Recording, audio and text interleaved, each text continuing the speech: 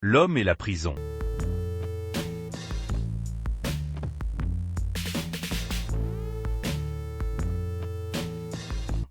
Pendant 27 ans, un homme a regardé le même mur.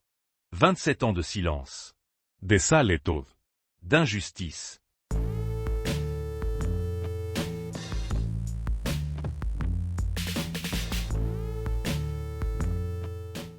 Beaucoup auraient laissé la haine, dévorer leur cœur. Mais lui, il a fait un choix différent. Cet homme s'appelait Nelson Mandela.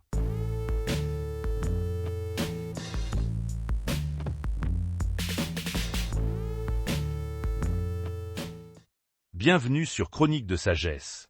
Là où les grandes vies nous enseignent la liberté intérieure. L'épreuve, le prix de la liberté.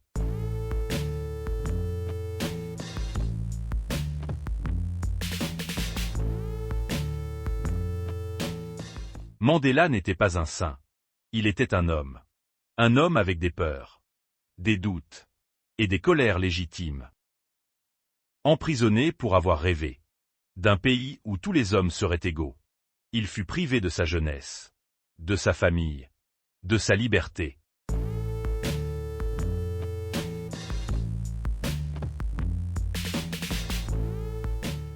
Mais chaque jour derrière les barreaux, il comprenait une vérité essentielle. On peut emprisonner un corps, mais pas un esprit libre.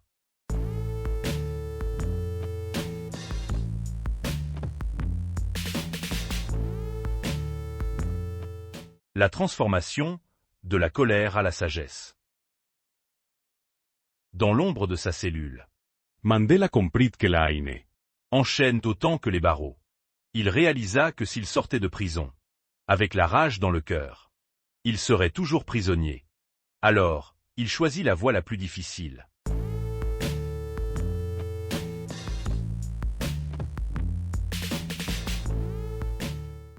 Le pardon.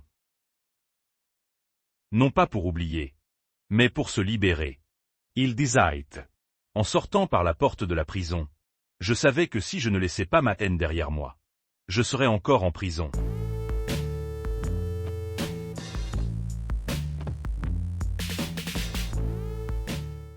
L'application pour nous, la vraie victoire. Nous ne connaîtrons peut-être jamais la prison d'une cellule, mais nous connaissons tous les prisons invisibles, les rancunes, les blessures du passé, les injustices non digérées.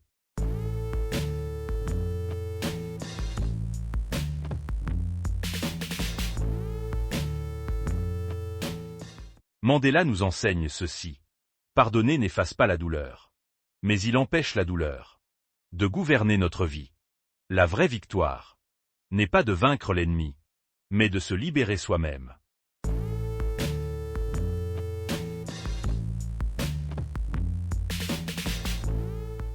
Conclusion et appel à l'action. La grandeur de Nelson Mandela Ne réside pas seulement dans ce qu'il a accompli pour son pays, mais dans ce qu'il a vaincu en lui-même.